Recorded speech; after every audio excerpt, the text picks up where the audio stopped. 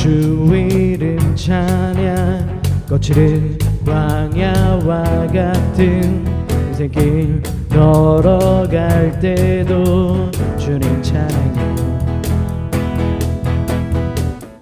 모든 축복 주신 주님 찬양하리 어두운 날이 다가와도 나 외치리 주의 이름을 찬양해 주의 이름으로 주의 이름을 찬양해 영화로운 주 이름 찬양 주님은 주시며 주님은 주시며 주님은 찾으시네 내 맘에 하는 말 주 찬양합니다 주님은 주시며 주님은 찾으시네 내 맘에 하는 말 주 찬양합니다 주의 이름을 찬양해 주의 이름으로 주의 이름을 찬양해 영화로운 주 이름 찬양 주의 이름을 찬양해 주의 이름으로 주의 이름을 찬양해 영화로운 주 이름 찬양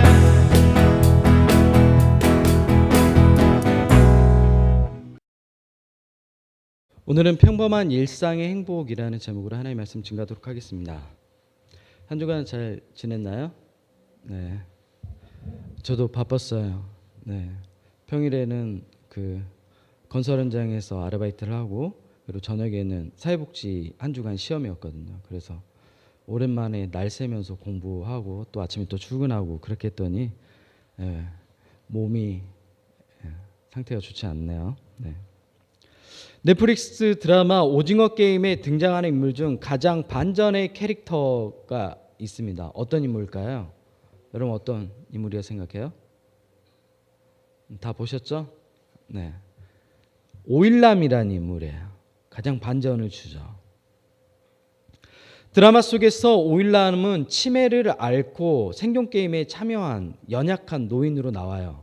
하지만 실제로 오일남은 어떤 사람이었죠? 그 오징어 게임 전체를 기획한 설계자였어요.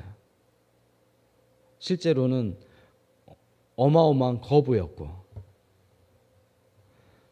드라마 마지막 회에서 이정재가 오일남에게 왜 이런 잔인한 게임을 만들고 이런 짓을 했는지 물어요. 오일남이 대답합니다. 돈이 많은 사람에게는 공통점이 있어. 가질 수 있는 모든 것을 손쉽게 살 수 있는데 이상하게 삶이 점점 시시해져. 어떤 느낌인지 알아요? 네, 모르죠. 네. 그리고 이렇게 얘기합니다. 더 이상 즐거운 게 없어. 나는 죽기 전에 꼭 한번 느끼고 싶었어. 과거 평범한 일상의 행복을 다시 누려보고 싶었던 게 오일남의 마지막 소원이었어요. 그리고 그 마지막 소원을 자신이 게임 속에 들어가서 실제로 이루죠. 실제로 오징어 게임 속에 등장한 게임과 마을은 모두 다 오일남 삶 속에 기억 속에 있었던 소중한 게임과 그리고 마을 공간이었어요. 기억 공간이겠죠. 오일남이 이 모든 행복을 다시 느낄 수 있었다고 주인공 이정재한테 말을 하고 숨을 거두고 그렇게 끝나게 되죠. 다 보셨으니까 스포 아니죠? 네. 여러분은 일상의 평범한 행복이 그리운 적 있나요? 네. 없어요?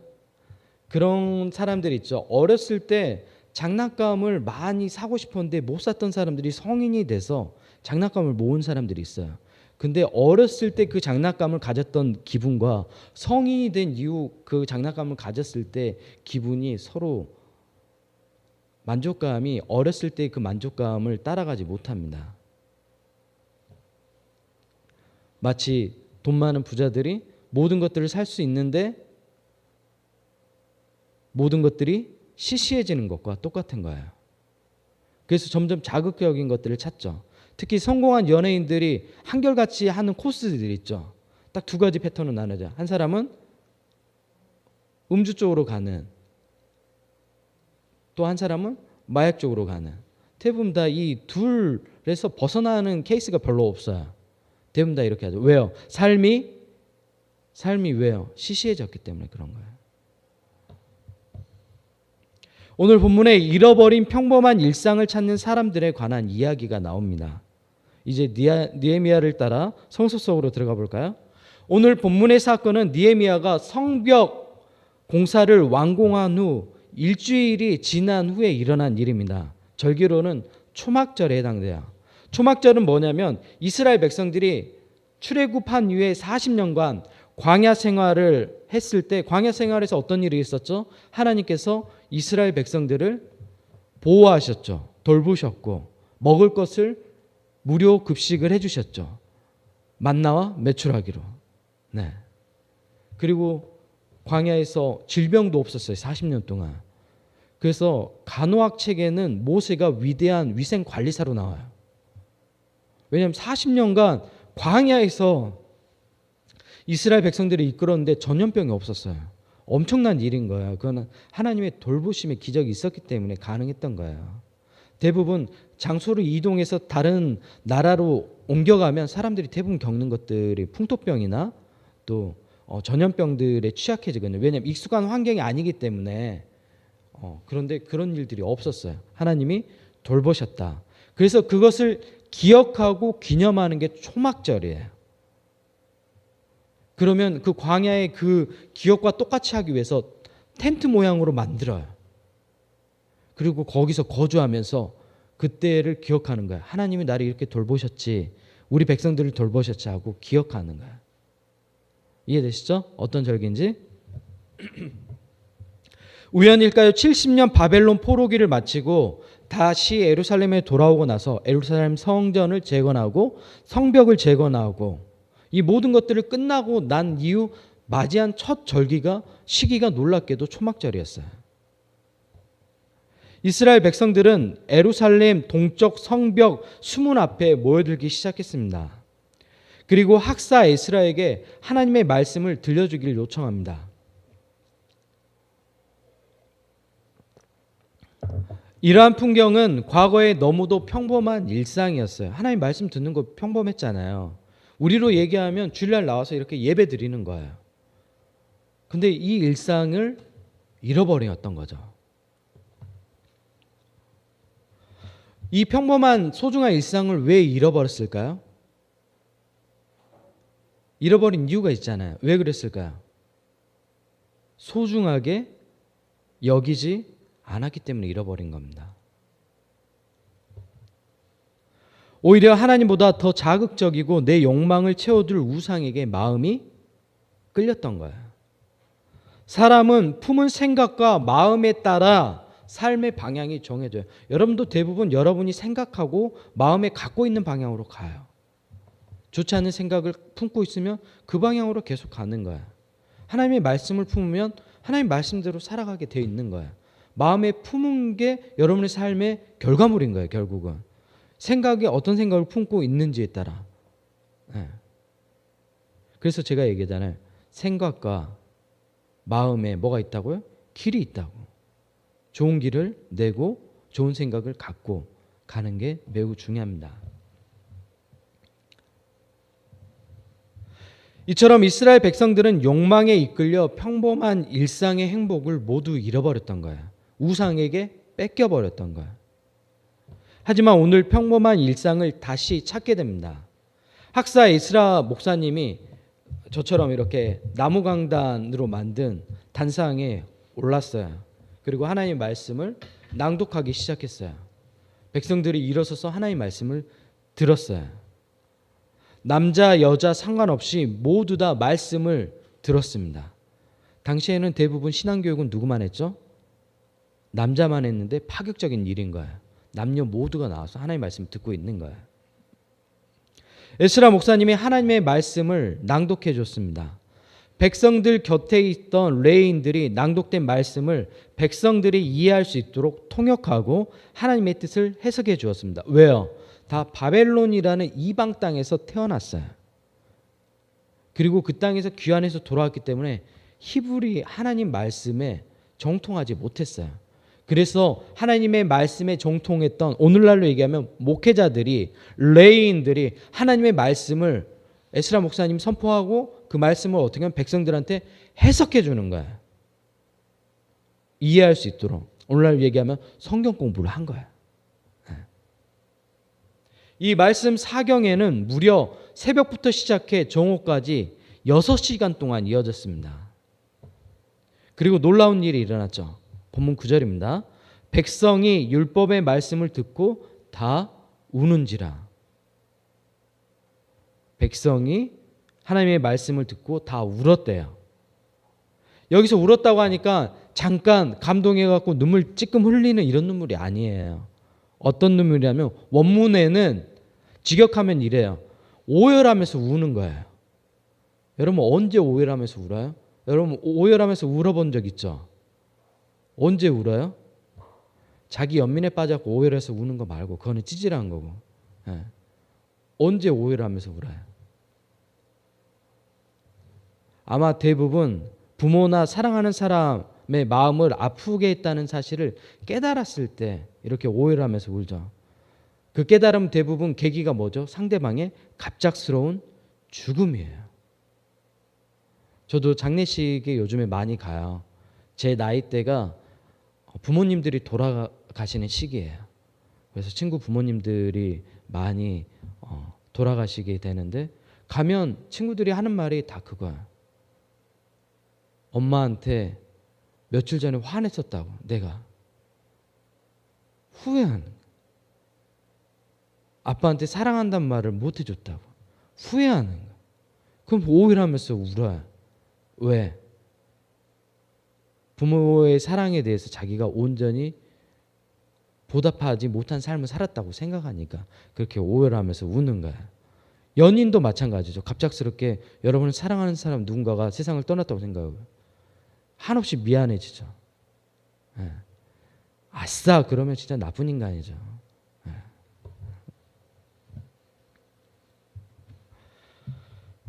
가족의 불의의 사고로 우리 곁을 떠났을 때 과거의 잘못을 깨닫고 대부분의 사람들은 오열하게 됩니다. 오늘 이스라엘 백성들이 하나님께 이런 감정을 가지고 있는 거예요. 어떤 마음인지 아시겠죠? 네. 하나님의 사랑을 저버렸던 자신의 어리석은 과거를 후회하며 울고 있는 겁니다. 우리를 향한 하나님의 사랑을 깨닫고 우는 것입니다.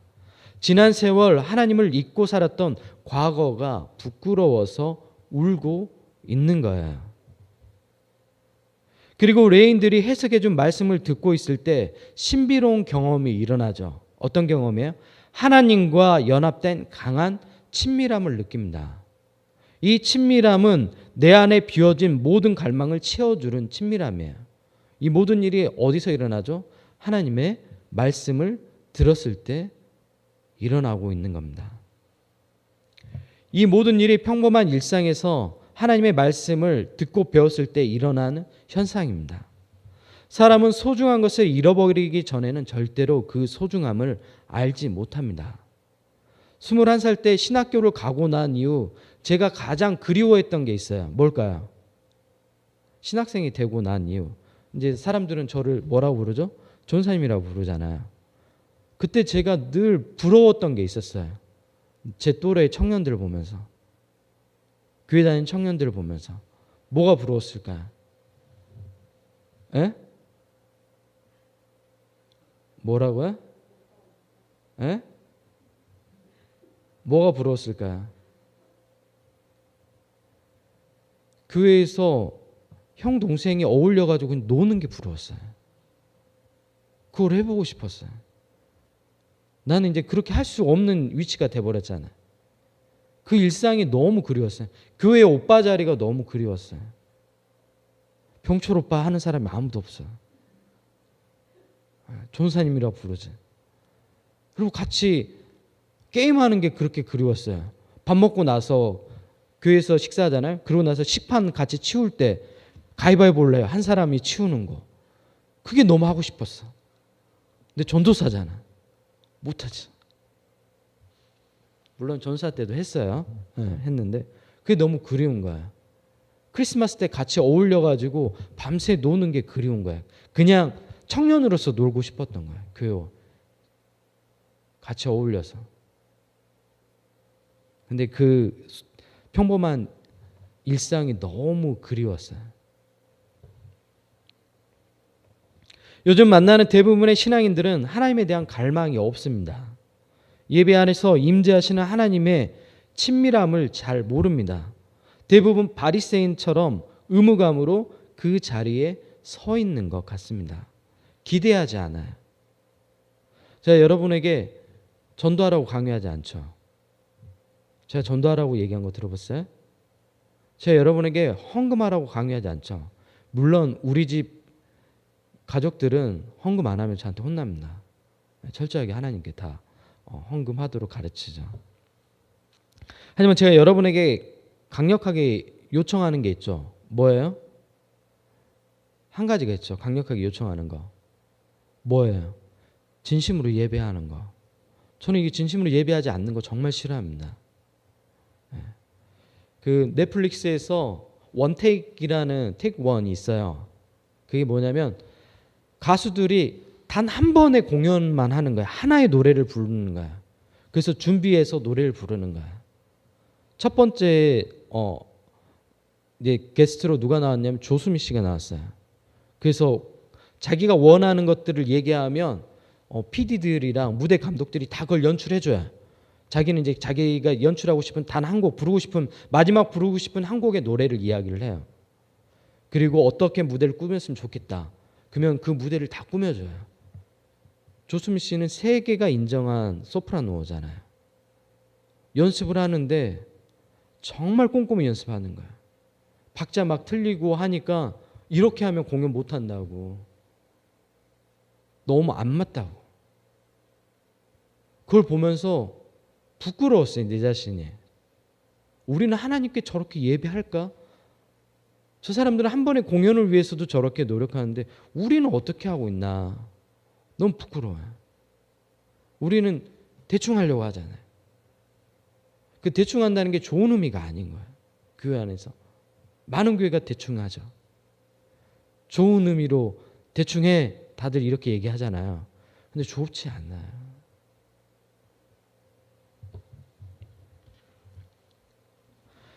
하나님의 말씀을 진심으로 듣는 것, 세상의 가치를 내려놓고 하나님의 말씀을 있는 그대로 듣는 것, 이럴 때 잃어버린 평범한 일상의 행복을 다시 찾을 수 있게 됩니다.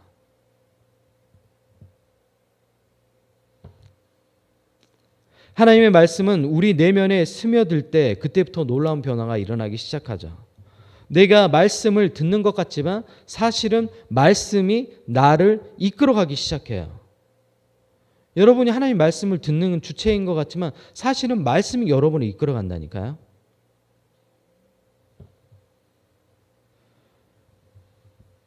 보이지 않았던 평범한 일상의 행복들이 하나님의 말씀을 온전히 들을 때 보이기 시작해요. 우리의 가리워졌던 눈이 열리기 시작해요. 하나님의 시각으로 세상을 바라보니 모든 것들이 은혜가 되는 거예요. 은혜라는 CCM 가사처럼 은혜, 은혜, 은혜, 한없는 은혜. 내 삶에 당연한 것 하나 없었던 것은 모든 것이 은혜, 은혜였소라고 고백할 수 있게 되는 거야. 이 모든 것들이 어떻게 시작됐죠? 하나님의 말씀을 들을 때 내가 진짜 사람이 되기 시작하는 거야. 보지 못했던 것들이 다시 보이기 시작하는 거야. 나의 눈이 열어지기 시작하는 거야. 이 모든 것의 시작에 예배가 있었습니다. 오늘 이스라엘 백성들이 가장 먼저 했던 게 뭐예요? 예배예요. 하나님의 말씀을 듣고 있는 거예요.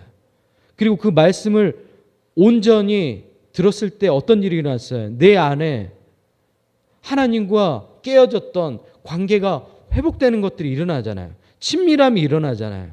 그 친밀함 안에 욕망이 개입할 자리가 있어요? 없어요. 제가 신학교 다닐 때 제일 싫어했던 전사들이 있었어요. 어떤 사람들인지 알아요? 자기 욕망을 위해서 살아가는 전사들이 많았어요. 입시 준비한다고 교회에서 사역도 안 해요. 주일날 가서 예배 드리고 딱 와서 또 도서관에 앉아서 공부하는 인간들, 정말 저주하고 싶었어요. 저주하고 싶어서. 정말 형편없는 인간들이죠. 왜요? 왜 신학교로 온 거예요? 하나님께서 부르셨다고 얘기하잖아요. 사역자로 부르셨으면 그 사역자의 자리에서 섬기면서 나아가야죠. 교회에서 설교는 뭐라고 하겠어요? 가서. 자기 욕망이요. 성공하고 싶은 욕망을 위해서 살아가잖아요. 아무것도 하지 않고. 심지어 새벽 예배도 안 나와요. 신학교에서는 기숙사 생활할 때 새벽 예배 나와야 되거든요. 안 나와. 자고 있어. 밤늦게까지 공부했다고 그러고. 아, 정말 분노감이 치르면 그런 거 보면. 그럼 저는 어떻게 했을 것 같아요? 저 열받으면 어떻게 해요? 저는 오히려 더 해버려요. 4학년인데 새벽 예배 거의 안 빠졌어요. 4학년 선배들 거의 새벽 예배 잘 빠지거든요. 다 자고 있고 막 이제 그 군으로 얘기하면 육군 병장 같아요. 4학년이 신학교에서 막 거드름 피우고 막 다 아는 척하고. 전 4학년 돼가지고 새벽 그 종이 치거든요. 새벽 예배 나오라고. 그러면 불 다 켜버려요. 다 깨우게 방 친구들 후배들 다 일어나게. 선배가 일어났는데 안 일어나겠어요? 다 일어나죠. 다 일어나가지고 창문 열고 그리고 딱 나가버려요. 그래서 선배가 나가서 그 방 호수별로 딱 앉아 있거든요. 나와서 앉아 있는데 안 따라오겠어요? 따라오죠. 오히려 더 해버려요. 더 하나니까 헌신해버려요. 고3 때 다 공부한다고 예배 안 했거든요. 저 어땠을까요? 저녁 예배까지 드렸어요. 오히려 더 해버려요. 그랬을 때 하나님께서 나에게 더 많은 것들로 채워주시더라고요. 정말이에요. 정말이에요. 더 많은 것들 채워주시거든요. 제가 우리 성진 청년, 정연 청년 그 교회 섬길 때 저기 전곡에 멀어요. 여기서도 지금 가면 1시간은 올라가야 되는데 차 타고 1시간 걸리나? 1시간이면 되지? 전라도 광주에서 왔으니까 6시간 걸렸어요. 얼마나 멀어요. 시간 낭비잖아요. 거기까지 가는 거. 근데 저 때 제일 재밌었어요. 사역할 때. 애들 가르칠 때 너무 재밌었어요. 차양팀 할 때 성진이가 기억하고 있어요. 근데 너무 흥분해 있었지 늘. 너무 좋아했고 막 오버하고 기뻐하고. 왜 그런 줄 알아요? 너무 애들이 열심히 배우는 거. 눈에 보여요. 배우고 싶은 욕구가 있어요. 저 때 사역할 때 제일 재밌었어요. 제일 힘들었는데 오히려 더 해버렸어요. 가서. 친구 전사들이 다 미쳤다고 얘기했죠. 야, 올라갈 때 6시간, 내려올 때 6시간 사역을 누가 해요? 페이 조금이라도 더 주는 데 가거든요. 60만 원에서 65만 원 주는 데 있으면 교회 옮겨가거든요. 근데 차비만 해서 얼마예요? 왔다 갔다. 근데 저 때 정말 많은 거 얻었어요. 책 저 때 가장 많이 읽었어요. 왜?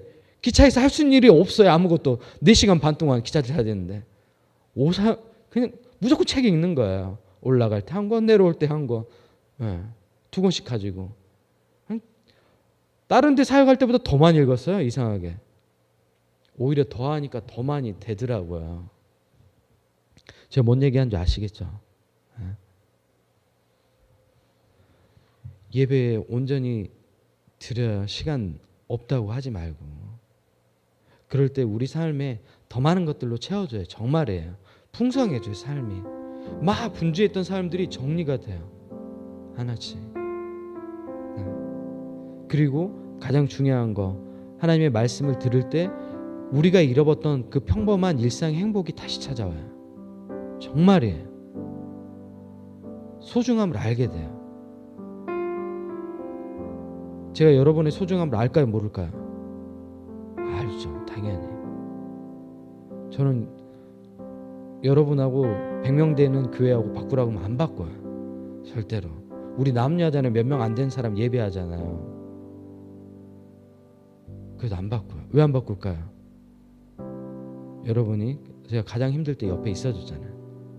그리고 우리 교회는 어떤 교회예요? 하나님의 말씀대로 살려고 발버둥 치는 교회잖아요. 그래서 우리 교회 공동체가 좋아요. 저는 발버둥 치는 거. 제가 여러분이 완벽하게 살 거라고 기대하지 않아요. 하지만 발버둥 치는 거는 매우 멋진 일인 거예요. 아무것도 하지 않는 거하고 다르잖아요. 근데 많은 한국 교회들이 세속화되어 버리잖아요. 아무것도 하지 않잖아요. 근데 우리 교회는 발버둥 치잖아요. 하나님 말씀대로 살려고 노력하잖아요. 저는 그래서 우리 교회 좋아요. 여러분 모두 이런 일상의 행복들을 다시 찾았으면 좋겠습니다. 찾아가십시오. 기도할까요?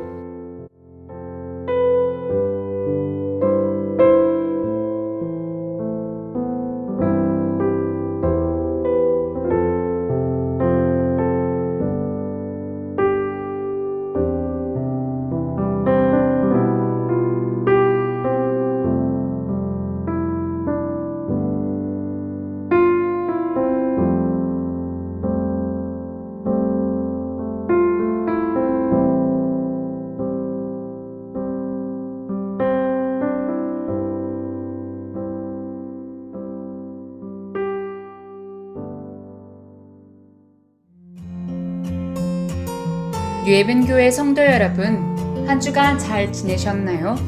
10월 23일 교회 소식입니다. 첫 번째 소식입니다. 11월 한 달 동안 릴레이 성경 읽기를 진행합니다. 범위는 시편입니다. 이 가을 시편과 함께 성서로 여행을 떠나보세요. 두 번째 소식입니다. 11월 20 주일 오후 1시부터 대림절을 맞이하여 교회 청소 및 성탄 장식을 합니다. 자세한 내용은 교회 단체 카톡방에서 확인해 주세요. 세 번째 소식입니다.